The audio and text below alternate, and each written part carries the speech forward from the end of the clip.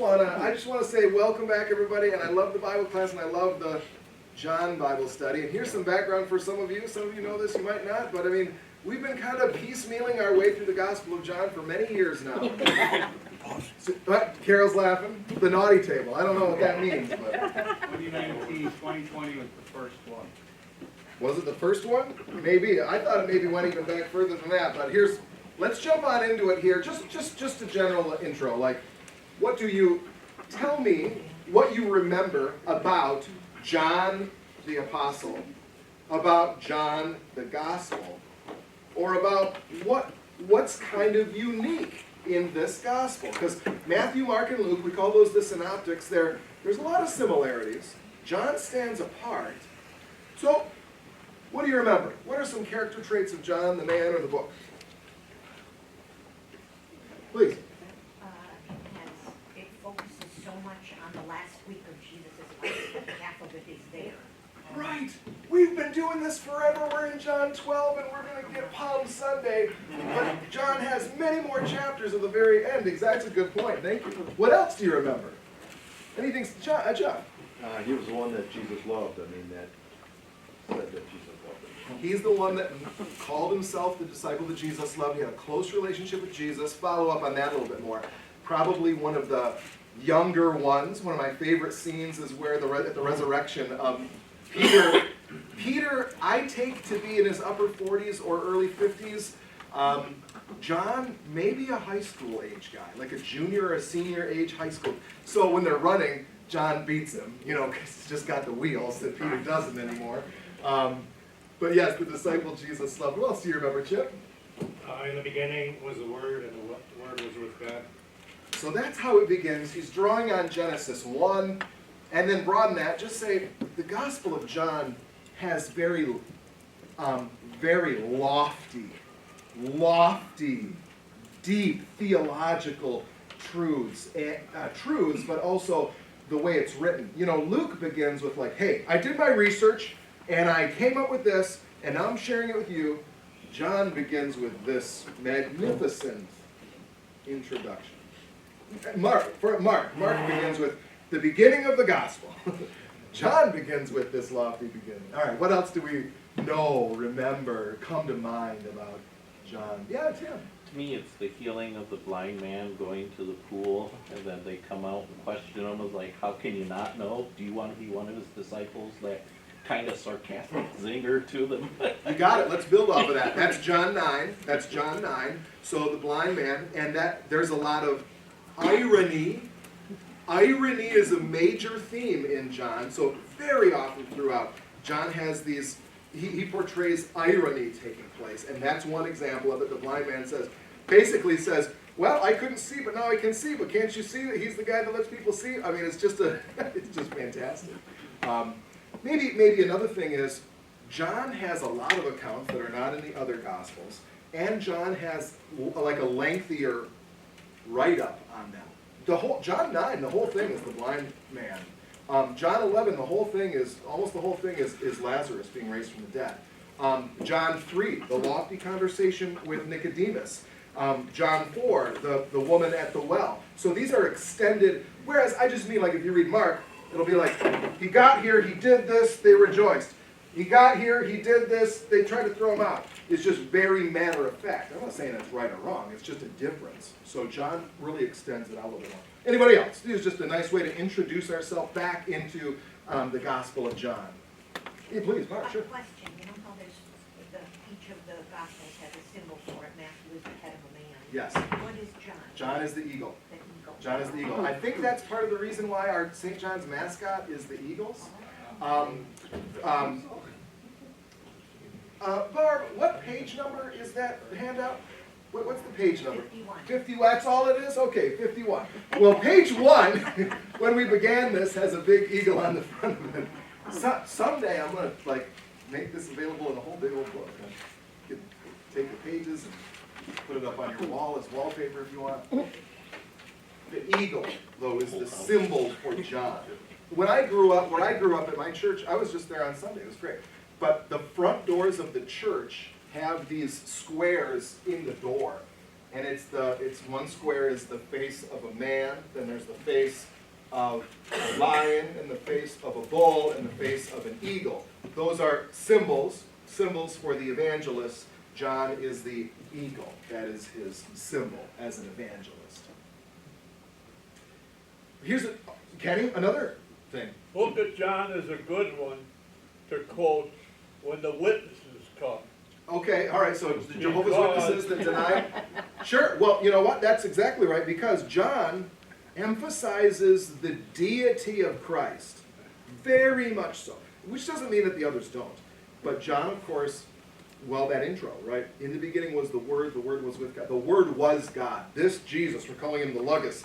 He is the eternal Logos. He is God. There's 6 words there. I and the Father are one. Yep. And let's do this too. He doesn't say the Father and I are one. He puts himself ahead of the Father even when he says, I and the Father are one. The word I is a good reminder that John has the I am statements. Lest we forget who, just right off the top of your head, what do you remember? Jesus says, I am, what do you got? The light of the world. I am the light of the world. I am The good shepherd. I am the good shepherd. I am The vine. I am the vine. I am the way, the truth, and the life. I am the light of the world. I am the, now we're getting out. It's like, okay, what do we not say? I am the resurrection and the life. Before Abraham was before I am. So the I am statements are a major thing in John. So this is great. This is kind of introduction into the Gospel of John. There's handouts here. There's handouts there. Let's get into it. At this pace, we'll finish in the year 2055. But it's a new year. It's a new chapter. John 12 is where we're at. Here's a handout. Let's do this. We'll just jump right out into it. Again, volunteer readers. I won't call any. Let's break this in half. If you have your King James, that's fine. If you've got your NIV 11 up here, that's fine. I got my confirmation Bible that I've been taking notes in since I was confirmed in 97. Let's do verses. Can I have a volunteer read verses 1 through 6, and then a volunteer read 7 through 11? 1 to 6 as a reader, and then 7 to 11, because 7-11 feels right to say. Bob, would you read 1 to 6 for me? And who will read 7-11? Audrey will. Let's just hear the whole thing. 6 days before the Passover, Jesus came to Bethany, where Lazarus lived, whom Jesus had raised from the dead.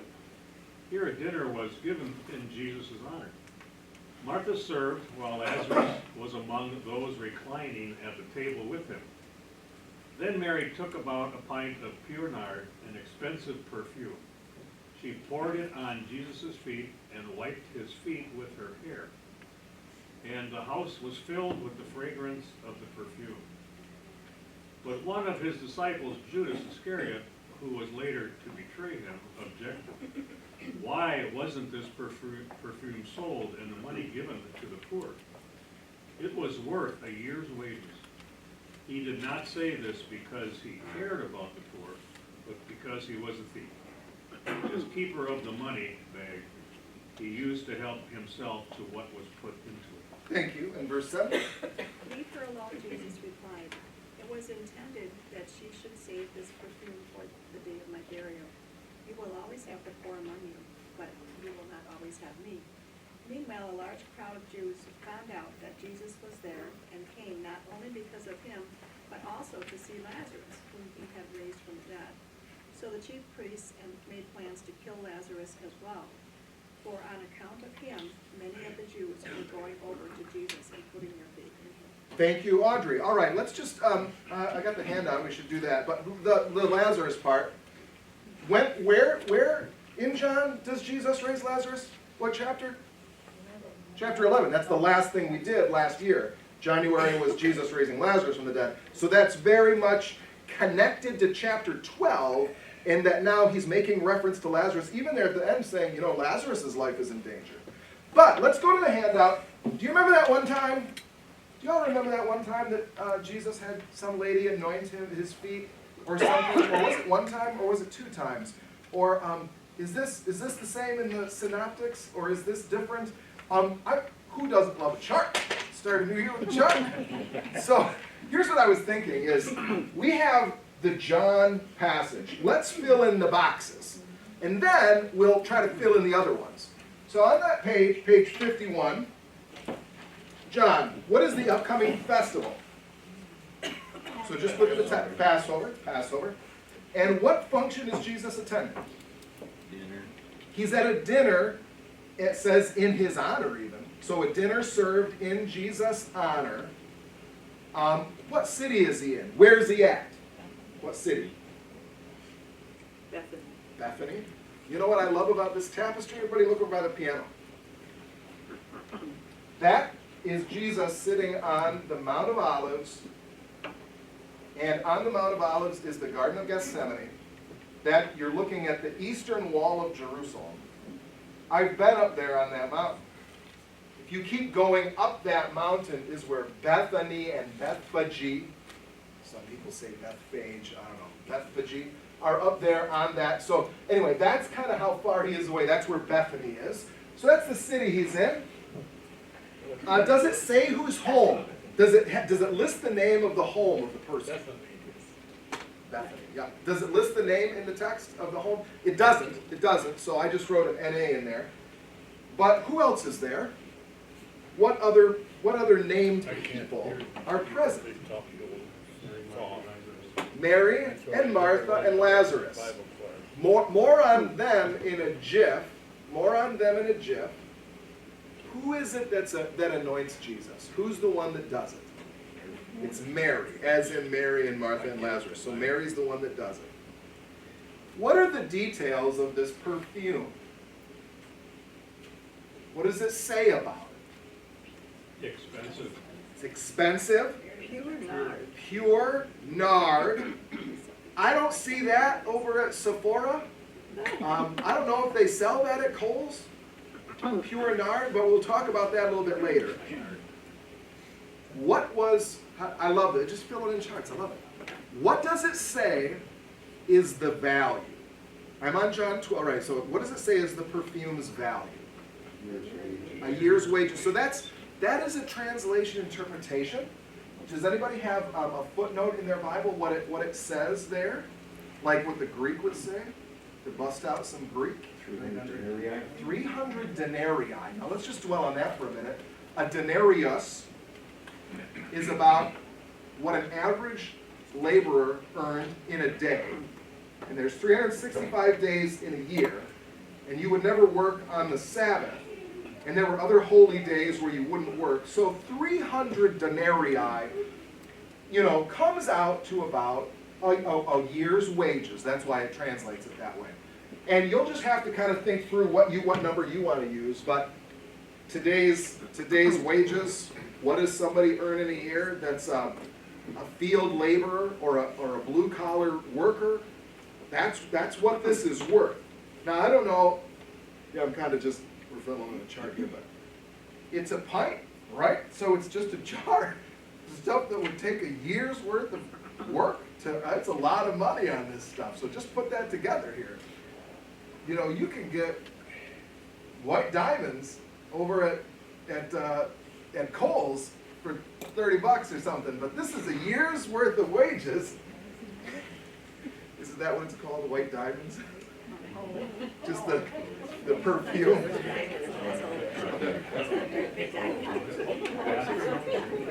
No, I don't know. Fast, you lost half the crowd. Yeah. All the guys are going, what? I have a memory, like when I was in high school or something, we used to go to malls, used to go to a shopping mall, and so there'd be like a group of guys who go to the mall, and you always had to go in, you went into Penny's, right? They had the perfume right up there in the front. So I think I had a buddy like, hey, hang on just a second, let me tie my shoe. You grab the sample and squirt the guy with the women's perfume. That was the thing that we did in the 90s. I don't know if we should have done that or not, but we'll move on. Which box does that go in the shirt? That's on page 56. We're not there yet. In the 90s. It's good. Okay. All right. So where was the perfume poured? Jesus' feet. What was it wiped with? Mary's hair. Her hair. Who objected? Judas Iscariot. Why did he object, or what was his objection? Said it should have been given to the. Yeah, right, there's a lot said there, but the main thing I'm thinking is, we could have sold this, given it to the poor. That was his main objection. Write that down, bear that in mind. Jesus rebuts with, this perfume was for the day of my burial. You'll not always have the poor, but you'll always have the poor, but you won't always have me. You can abbreviate that however you want, but perfume for the day of my burial. And then what succeeds? What's the succeeding context? Go back to your Bible. What happens like right after what Audrey read? What's the next thing? The high priest planned to kill Jesus and Lazarus. Yeah, so they're going to kill him, but then what happens after that is Palm Sunday. So that's the succeeding context. So what we've done is we've said, all right, here's just a flow chart of what John recounts about this time that Jesus was anointed. I don't know. I thought it would be kind of fun. I know that in the last Bible class you guys did a lot of like group work and table work and stuff. But would it be possible to kind of divide up into thirds, and we won't spend a lot of time on this. This isn't like the rest of the class. But a few minutes to look up the Matthew account, then the Mark account, then the Luke account. And if we do that, fill in the chart. We'll come back together as a group, fill them all in. And the point of this all is to say, did this happen once? Or did this happen twice? Or did this happen 3 times? How do the Gospels relate to one another, which is one of my favorite ways of studying the New Testament? What makes sense? Could we, Matthew to the south? Matthew to the south? Mark in the middle? Luke in the north? So this table would be Luke. This table could be Luke or Mark, depending on whatever you'd like to decide. This table feels like a Mark table to me. This could be a Mark or a Matthew table, and then Matthew could be on down here. Yeah, let's give it a few minutes. Just kind of look it up, fill in the chart, fill it in.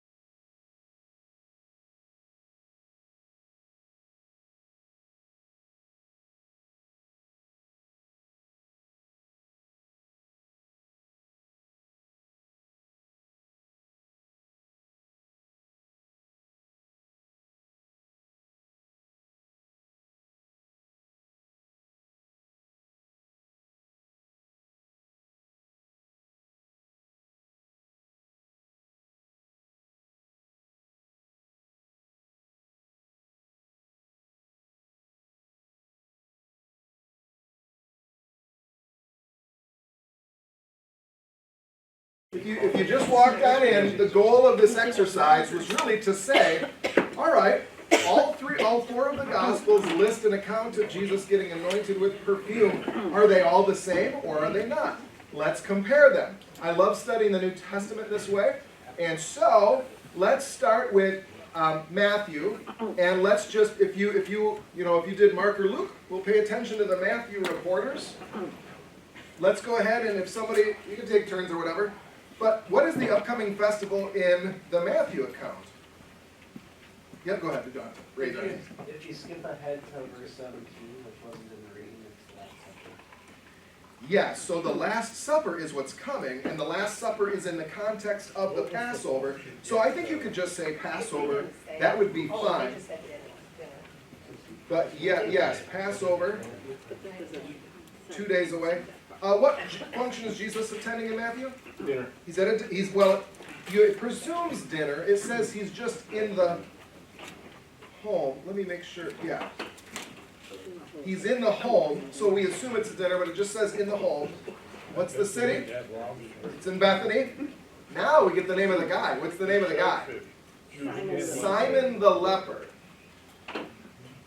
Probably means he had leprosy, not he has leprosy. You're not throwing a lot of dinners if you've got leprosy. But probably if you had leprosy and you got healed, maybe by Jesus, then now you're throwing dinner, and so the guy had leprosy. Simon the leper. Who else is there? Verse 8, the disciples are there. Invited him. How about who anoints him? What does it say? Who's the one that anoints him? It doesn't say her name, it just says a woman, so note that. Note that it says, I'm on Matthew, who anoints him, a woman. What are the details of the perfume in Matthew? White alabaster. Alabaster jar.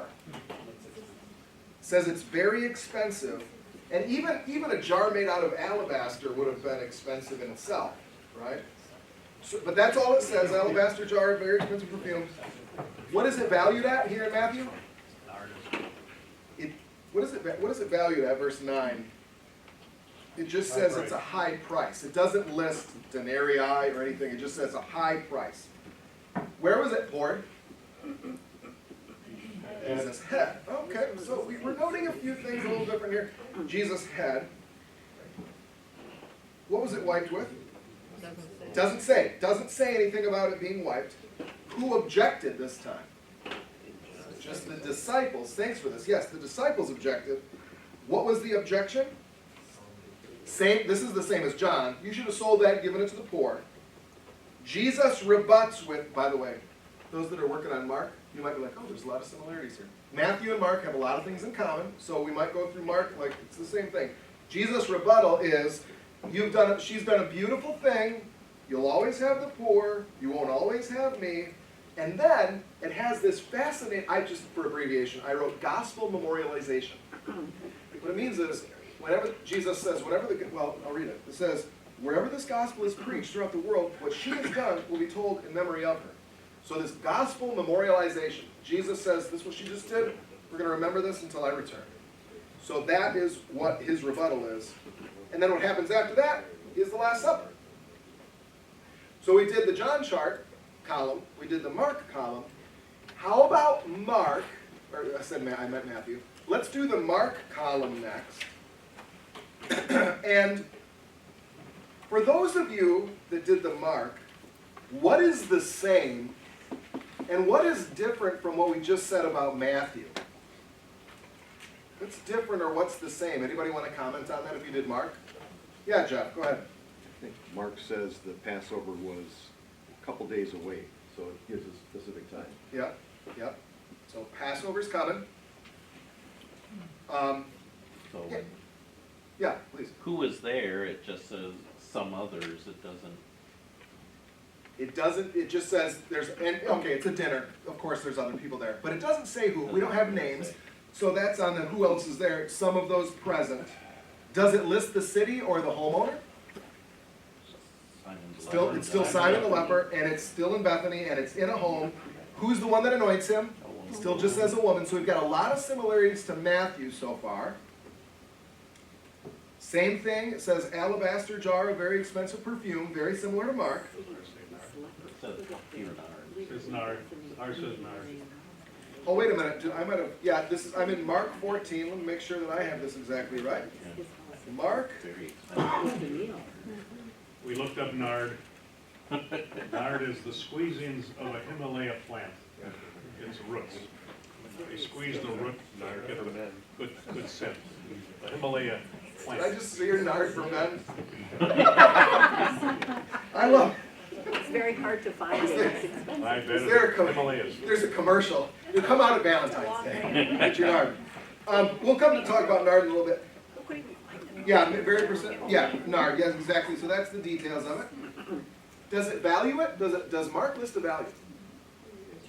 Mark lists what? More than a year's wage. More than a year's wages, 300 denarii. Now, where does Mark say that it was poor? Head and, verse 8. Verse 3 head, verse 8, and his body. Yeah, that was a little tricky, sorry about that. What was it wiped with? Doesn't say. But it's the same phrase, like Tim, you said, like who's there, who objected. It just says some of those present, so the people that were there. And what's the objection? Same thing, sell the money, give it to the poor. Same thing in the rebuttal, in Mark as in Matthew. Done a beautiful thing, always have the poor, but not always me. And the gospel memorialization of this woman. And then what succeeds it is the Lord's Supper. So that was a little fast. I know, we did John, we did Matthew, we did Mark. Are we good so far before we get to Luke? Now, the Lucans among us, dear North students, Bible study people, Luke, you might say, okay, it's just a little bit different. So could I invite the Luke table to say, what was listed as the upcoming festival? None was listed. Yeah, the Luke tables. None was listed. What function is Jesus attending in Luke? It just says at dinner, verse 36. What city is he in? It doesn't say. It doesn't say. Whose home is he in? I think it's a Pharisee. So you've got, yeah, this is crazy. So we've got Simon, but it says he's a Pharisee. So just, we'll do observations in a minute. But Simon, Pharisee named Simon. Does it say anybody else is there? So she's there, yes, exactly. Jesus is there. Probably other Pharisees if she. There might have been. All I'm just simply looking at is in Luke. When you look in Luke, it doesn't say like Mary, Martha, and Lazarus, and it doesn't say. I don't even think it says the disciples. So other guests is all it says. So it's not like he's just there by himself, but it just says other guests. What verse is that? 40. Yes, 49. Exactly. Luke was there? Probably not. I think Luke was not one of the apostles. Luke comes around later. He does his research. He does this. So unlikely. I don't know, but I think unlikely that Luke would have been present for that. Just like Luke wasn't present for. Luke gives all the birth narrative. He wasn't there for that. So likely Luke wasn't there. So what you have is, this is just a good kind of a reminder, like you have the synoptics, Matthew, Mark, and Luke. Much of Matthew and Mark are similar. Of the three of them, Luke includes a lot of stuff that Matthew and Mark doesn't. And then you have a big change with John. So other guests are present in Luke. We're still in Luke. Where is it poured? His feet. What's it wiped with? It says her hair, verse 38. Who objected? The Pharisee. Kind of kept it like in his head. Doesn't it say the Pharisee objected to himself? Like he might not have even used, I want to make sure I say that right. Yeah. Said to himself. So he's not like verbalizing it. He's just kind of thinking it. But he only objected because she was a sinful woman. That's the objection. Had nothing to do with the poor or the money or anything. It was like, hey, here's this sinful woman. By the way, did we skip? We skipped who? Maybe we did. The woman who anointed him. What's described about her? A woman who had lived a sinful life. Now, we don't know exactly what that could have been, but it might have been sexual, we don't know, but anyway, that's described there. This Pharisee knows about it. All right, she pours it on his feet, wipes it with her hair. He's the one that objects. The objection is her sinful life. Very different now at the rebuttal. What is Jesus' rebuttal to this, Luke? He said, "You've done nothing for me ever since I've arrived. She hasn't stopped kissing my feet and anointing my feet ever since I got here." He draws like, I'm not gonna be the one that says Jesus was rude. But he's like, hey, look at, I'm your guest, but look at what she's doing. I don't know if he's like saying you're an unkind guest, but he's just saying, look at what she's doing. Anything else in the rebuttal? Yeah, Dana? No. Oh, okay, sorry, okay. Yeah, sure, Her sin, he said her sins are forgiven. So then he goes and forgives her sins, exactly. And he tells, what does he tell in relation to that forgiveness? He tells a little parable, right? The two moneylenders, just a brief little parable about the two debtors and who's forgiven. Anyway, he forgives her. And then the succeeding context is just, it's only Luke 7, so what comes afterward is just more parables and more miracles. Now, all we've done so far is, and I thank you, we've got, look, we started January, we've got the pens going here. I think, did you mention the perfume details? I might not have. I might. Because the perfume value is 500 denarii, so much higher. So Luke 7, we're looking at verse 30. So I just want to make sure. Well, that's the jar of perfume again, but the value was higher than John. Does it, look in Luke, does it, what's the verse? Does it say that? Oh, it's in the footnote, 741. On verse 41, it says 500 denarii. Oh, and I think that's more of the, that's the parable. Yep, Yeah, that's all the right. parable. That's just part of the parable, that's all right. So, That was what hey, if nothing else, we have a good reminder of the denarius today. Sure, Audrey. Question, in Luke, I'm looking at verse 39 and 40, and so it was the Pharisee who said, if this man were a prophet, he would know what kind of woman this is, but then Jesus doesn't address it to the Pharisee, he addresses the parable to Simon. So the Pharisee's And then name it says, is I come to Simon. your host. Oh, Simon is the name of the Pharisee, but not Simon Peter. That is right. Okay. So just like St. John's has a lot of Bobs, And it's not Simon the Leper. No, it's not Simon. the New Testament had a lot of Simons and Marys. The man. Common. Very common, exactly, All right, that exactly. So, I thank you. I didn't want to belabor it, but what I wanted to do was fill out a chart and look at this and say, we know that John has a tendency to give us details that if they were recorded in the synoptics, John might give details that weren't there before, or omit details that were there before. And are these all the same? That's really what we want to kind of get at here. Because I know that everybody here has heard the account of Jesus getting anointed by this woman, and then you're like, I thought it was Mary. Wait, no, I thought it was a sinful woman. I thought it was his head. I thought it was his feet. Didn't she wipe it with her tears? Or weren't there tears involved? Wasn't her hair involved? There's a lot of these. So what we're doing is we're laying it all on the table and we're examining it. So if you want to, I guess it's an unfortunate page flip, but what can we conclude? This is point 2 on the next page. What can we conclude about which accounts are parallel and which ones are not? Would anybody like to offer a thought? Will, Mikey, what do you think?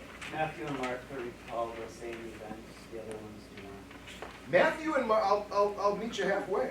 Matthew and Mark definitely are recording the same account, the same thing. Let's go to the next question is John recording the same thing that Matthew and Mark wrote? Compare them and look and see. What would your arguments for or against that be? Is John writing the same thing that Matthew and Mark are? I would say it's not the same, because you talk about who anoints them. You have a sinful woman, you have Mary. I mean, Mary's sinful, but Well, there was another Mary, so how do we know which Mary? Oh, the whole New Testament, how many Marys are there? I got a chart on that. It's not really clear. That- It's possible that it's two separate events, but I feel like it's also possible that it's the same event with different details. doesn't he mention both Mary and Martha. Right, but there's another Mary, so isn't it possible that this could have been Mary Magdalene at this event? And he's just saying Mary, he doesn't say Mary, the sister of Martha. That's- He doesn't specify. Yep, that's always a part of it. It's kind of like there's Mary Magdalene, there's Mary the mother of Jesus, there's Mary, I believe that the sons of Zebedee's wife was named Mary, and so there's various Marys. Also, just bear in mind, I'm talking about, what I'd like to do, just to make sure we're clear, talking about Matthew and Mark, we established those two are the same. Then you've got John, and that's what I'm doing. Luke is the one that mentions that she was a sinful woman. We're going to keep, and by the way, when Luke says that, we're all sinful, he's not talking about original sin. He's just saying that her life was characterized by being quite sinful. So, with that in mind then, back to Matthew and Mark and John. Let's compare those. Tim Zontag, thoughts? Well, in Matthew and Mark, it says the Passover was 2 days before. In John, it says the Passover was 6 days, so that's kind of... That's a complicating factor.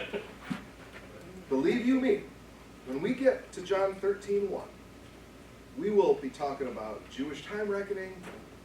There's a whole thing about the way John does time.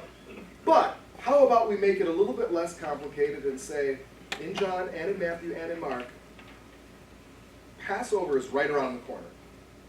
And what happens next is Palm Sunday. Or the events of Holy Week at the very least. Not Palm, it doesn't, but it's the events of Holy Week. So that's a factor that would lead us toward the direction of John and Matthew and Mark are similar. How about over to Chip? I see Chip. It's confusing that Martha is serving, and then in the other Bible, in the other versions, it's at the leper, or at Simon the leper. So what's Martha doing, sir? And then Mary having the jar there, when Jesus would probably stay with them, why wouldn't Mary bring the jar to Simon the leper's house? Let's do this. We're kind of bouncing around here. From the Gospel of Luke, what have you come to know about Martha, and what have you come to know about Mary? It might be served. Martha's a worker. To serve. Martha's a worker. Martha's got a chart for the order of events. Martha was great. Martha was organized. What do you know about Mary? She just wanted to sit there and adore Jesus, listen to Jesus. So if there's a dinner being served in the little town of Bethany, and Simon the leper is putting this thing on, it's not uncommon at all that there'd have been help. I mean, there'd have been help, like a community thing. Like, I don't know, you've been to like a family gathering or a community thing, everybody kind of pitches in. So Martha, she rolls her sleeves up. Mary's the one that brings the perfume. All I'm saying is that the account of Mary and Martha and Lazarus, where the Lord says, Martha, Martha, only one thing is needed. Mary's chosen what's better. You see the sister's personality there, and you see it here too, I think, kind of. Yeah. So other, just kind of open-ended here. Any other observations you make, Jeff? Well, why would Mary and Martha and Lazarus be chummy with a Pharisee or with a group of Pharisees? In other words, the Pharisee in Luke, what do they have to do with them? Yeah. That's a fair question. I mean, you could see it being a connection, or you could see it saying, like, maybe it's not, but that's a fair point to raise. Did they invite themselves, the Pharisees? And that's another, like, societal thing. How is it that sometimes Pharisees, throughout the Gospels, like Jesus is with somebody, Jesus is with the tax collectors. With the Pharisees, how'd they get there? It's not like the tax collectors, right? The Pharisees. So, they didn't have ring cams, they just kind of showed up. Sharon. So, I mean, in John's account, it says they were at Simon the leper's house. Okay, so if he was a leper, he would have never been a Pharisee, right? I mean, I can't see that a Pharisee would have ever been a leper. Leprosy is a disease, so it could have impacted anybody. Anybody could get the disease. But here's what we're doing. You see why we're doing this. Right? Yeah, I know. We're kind of examining this. How about we do this instead of just asking for feedback? How about I make a proposal to you? And what I'd like to propose to you is this. Conclusions. Number one, I'd like to propose to you that I think that Matthew and Mark are writing about the same thing that John is. Now, there are some complicating things with that, like what Tim brought up with the timing, and some of the things that we could note about the chart. But I'd like to say that I think that Luke is different. I think that the account of Luke takes place at the home of a Pharisee, not at the home of a Pharisee. It takes place way earlier in Jesus' ministry, not right on the heels of holiness. It's listed as she's listed as a sinful woman. Mary and Martha, original sin notwithstanding, she's not described as being usually the word sinful has to do with, like, she might have been a prostitute. Like, that's not Mary and Martha. The whole thing about the value of it, John mentions the value, Mark mentions the value, Matthew says it's at a high price. I don't get too hung up on whether it was his head or his feet or his body, because it's a pint. It's a pint.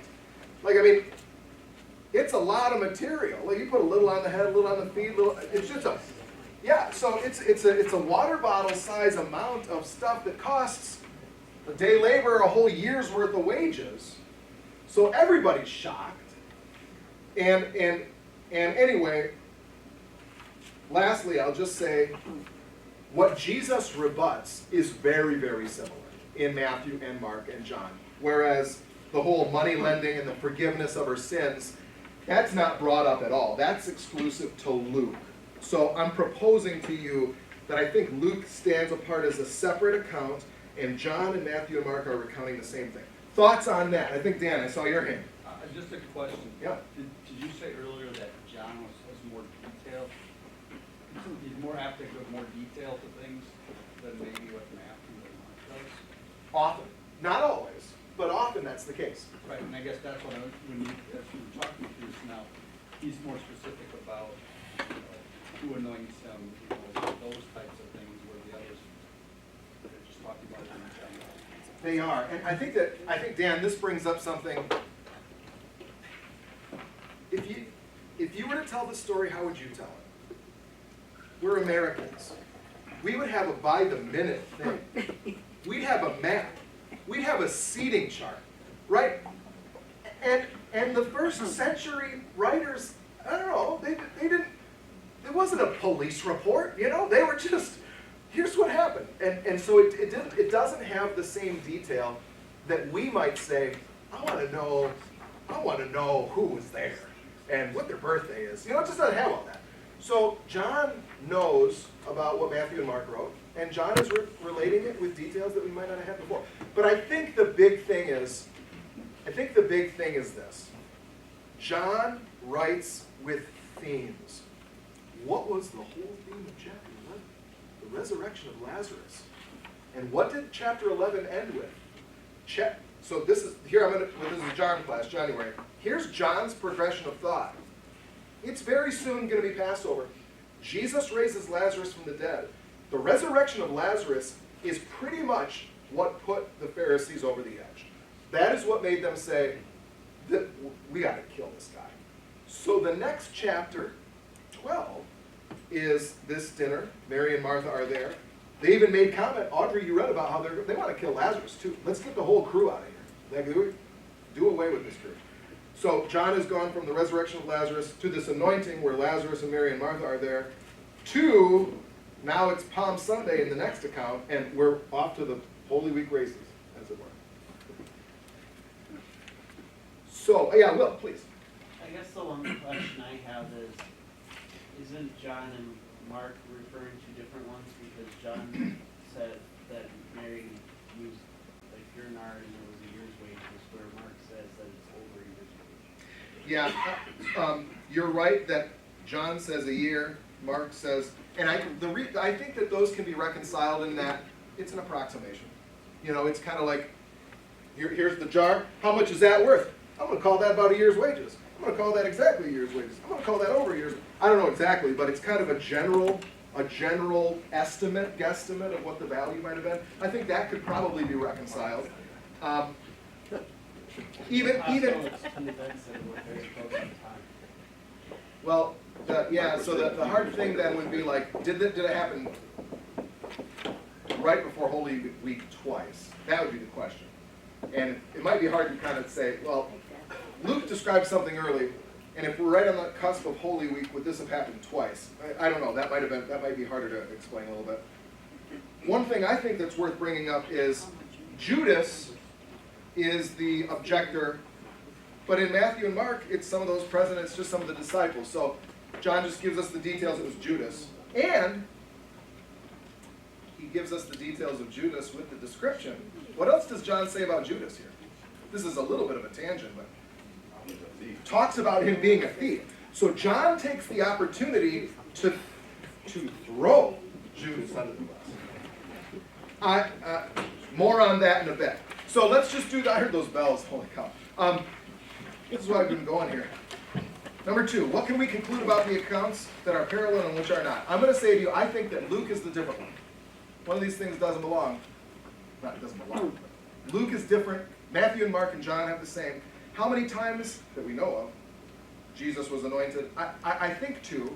I think it's the account in the home of the Pharisee, early on in Jesus' ministry, and then it's the time where it's right on the heels of Mary and Martha. Look, this is her sister. This is his sister. Mary is still overjoyed. She watched her brother die. She watched her brother walk out of the tomb with the grave clothes on. Now she grabs this expensive stuff, and it's just a few days later. She's just overwhelmed with emotion for Jesus. So Mary does this anointing, and that's what we hear about in John. Who anointed Jesus in John and in Matthew and Mark? I would say that's the same Mary. Now this gets to your question about which Marys are we talking about? You know, they have to inform each other. So I think that it's Mary as in the sister of Martha and the sister of Lazarus that's doing this, even if she isn't named in the other ones.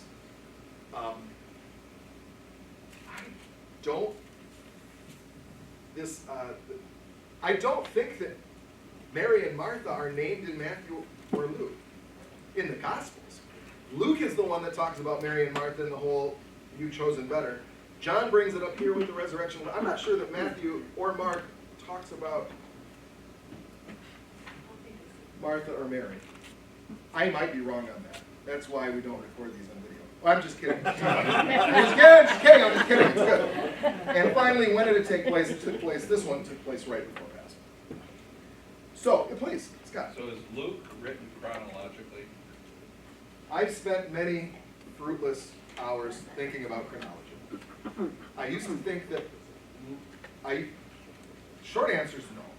Luke definitely does themes. John does themes. Everything's kind of chronological, like it all ends in the death and the resurrection. But in terms of, I don't think that any of them are. I kind of think that Matthew and Mark are the closest to being generally in chronological order.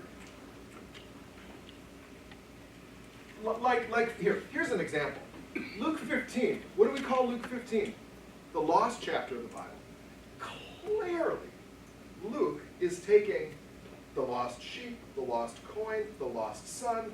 This is a grouping of thought. And then he'll have another grouping of thought. And Luke is not sitting there saying, this took place on Tuesday, April the 1st, the year 31. I'd have a diary. If I was an apostle, I'd have Microsoft Word open the whole time. But that's not what they did. So I think that it's hard to talk chronological. As a matter of fact, what's the only reason? This is a much bigger thing. What's the only reason that we know that Jesus' ministry lasted about 3 or a little over 3 years? It's because of the Gospel of John, and it's because of the Passovers. John mentions the Passover festival 3 times in the Gospel of John, so that's what helps us establish a general chronology. Like if Jesus is at this Passover here, and he's at this Passover here, and then on this Passover where he gets anointed a couple days before, and then it goes right into Holy Week, this establishes for us that it's about a 3-year ministry of Jesus. But without John, you don't really know. You don't know how long. All right. How about question 3? What else do you remember about Mary, Martha, and Lazarus? What happened in Luke 10? What was that? That's the Mary and Martha. She's cooking, she's complaining, she's sitting there. Jesus says, this one thing is needed. We got the hymn, one thing needful, Lord, this treasure. That's where we got it from this. So we kind of learned about Mary and Martha there. This is what Chip and I were talking about earlier. What, John 11, who's the I know we kind of talked about this. John 11, is this Mary and Martha are the sisters of Lazarus. And now the next chapter, tie it together again. The sisters didn't, John is the one that said it was the dinner served in his honor. And they're in Bethany. And Bethany's where the resurrection took place. So Jesus, by the way, if you look at the end of 11, Jesus raises Lazarus. Then at the very end of 11, he goes up north for a little while to get away from the crowds. Then he comes back. Why did Jesus come back to Bethany? What's coming up in a couple days?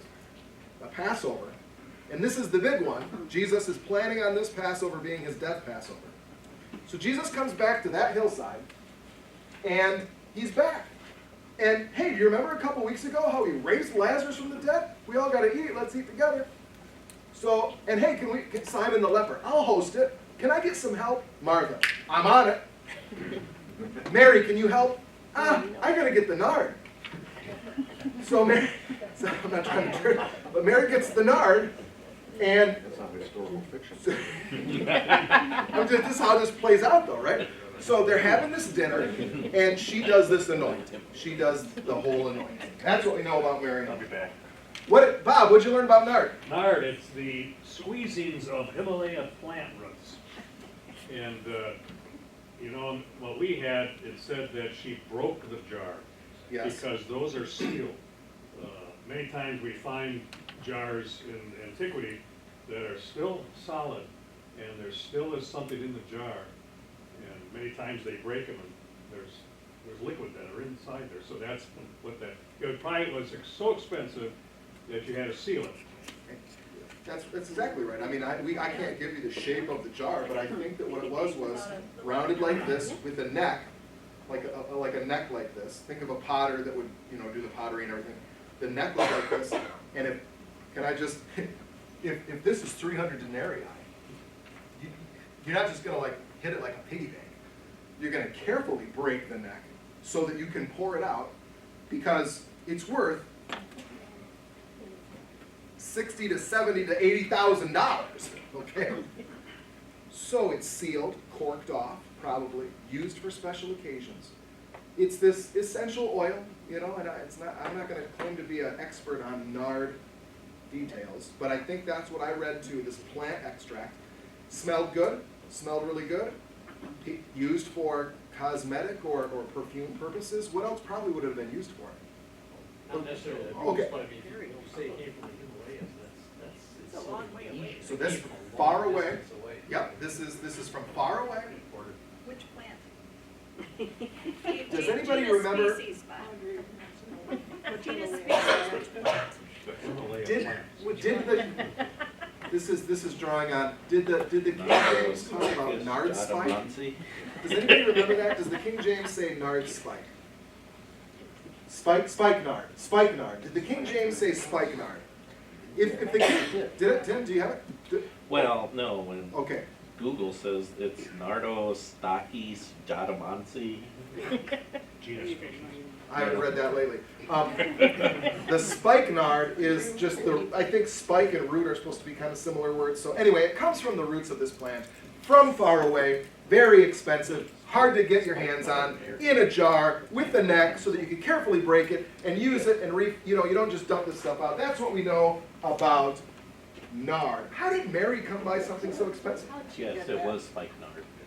King James said spikenard. It does. The reason King James said the reason King James said spikenard is because I think the word spike has to do with roots, like the original roots of a thing.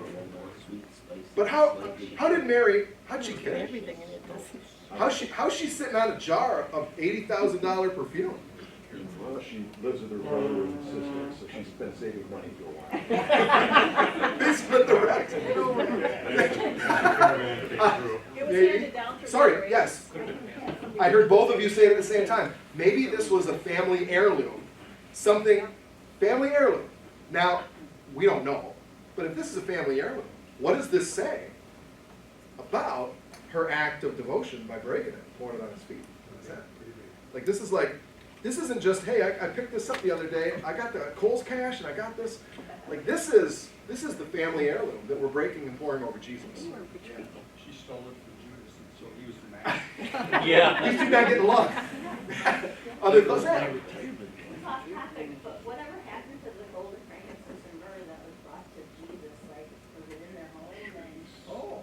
Financed it, I such mean, a was big that trip. Well, it doesn't say, but I've often assumed, because it's Epiphany Day, Happy Epiphany. I've often assumed that since we heard last Sunday about how Jesus had to be swifted off to Egypt, and a foreign nation trip is pretty expensive, probably Mary and Joseph used the proceeds, if they would have sold the gold, incense, and probably would have used that money to be able to stay and eat on their long journey and their stay in Egypt and have enough liquid assets to make it back to Nazareth some months later. Probably, yeah. Okay, Chip, yeah.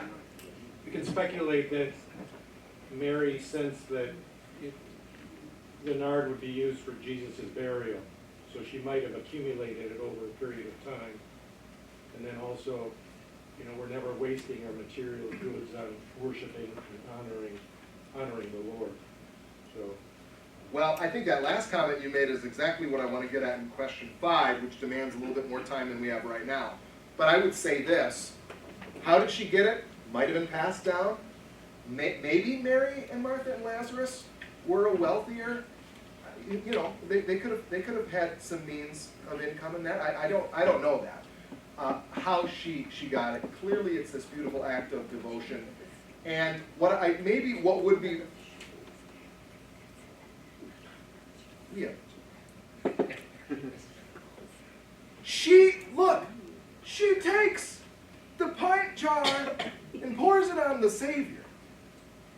I ask a question here. 5. What does Mary's act of extravagant devotion teach us about stewardship and worship/adoration of Jesus? Stewardship and worship adoration of Jesus. Just let's comment on this just briefly as we close the class. This will be the last thing we do. What do we learn from Mary? Her devotion's unlimited. It's extravagant, it's unlimited. She goes beyond what you might say is normal. Right? Just reminisce on this, please. You don't cling to earthly things. Okay, so I'm not touching this. This is from my grandma. You know, like okay, she's willing to give this to Jesus. Give the best. The best. You're not gonna just get this cheap stuff that we had before. We've been holding this, and it's for a special event. That's something she felt this was a special event. This is a special occasion. Jesus is worth it, right here. Exactly. Now, if we just did that all the time, I always like to say there's 2 extremes to things. So, and I don't want to call this an extreme, but just like if we did that all the time, if I gave a year's worth of wages every week, arithmetically, that doesn't work. So that's why I'm saying the stewardship part with the adoration part, and that's what we want to balance. But as we look at what Jesus is, that's the question. What is Jesus worth? Here's an analogy. When we did the sanctuary renovation, I remember some person, we used this as an example, and some person said, yeah, I would bust up a whole bunch of nard jars and pour it all over that old carpet so you'd have to get rid of it. That wasn't me. No, it wasn't me. That wasn't me. We still had the wine spill and the vomit spill on the orange, but that's why we don't record these. But the main thing is just, when is it appropriate to say, this is special.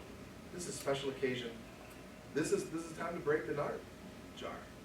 Like, this is time for somebody to give a great big gift, or give Jesus something that's just extravagant. And to not say, well, we could have helped the poor, or, paid this off or done this. you gotta balance it. Because yes, the church has expenses. Okay, and at the same time, there's this, where it's like, Jesus is worth it.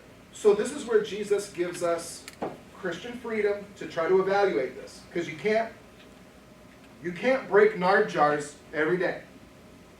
But you can't hold the nard jar back and say, this is more important to me than Jesus.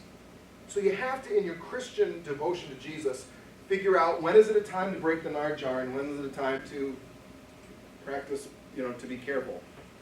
And I'm not coming to you with some answer to say this is exactly what has to happen. All I know is that we need to look at everything that we have as stewards of God's grace and say, what's Jesus worth? And you got to do a dollar amount, I guess, when you give your offerings, but hopefully we're able to say, Jesus is worth everything. And that doesn't mean that I empty the bank account, but Jesus is worth everything. And we learn from Mary, sometimes you break open the nard jar. So, please, yeah. I think she's such a wonderful example of giving out of gratitude. Totally. Yeah, Tracy, that's exactly right. And maybe it's not so much about the amount. Like we could talk about years later. Maybe it isn't so much about the exact amount, but she's so grateful. This is what moves her. Chip. And that gratitude, I think, comes from Mary realizing that Jesus will be died and buried. And Yeah, the whole burial so account. Exactly. yeah. Exactly.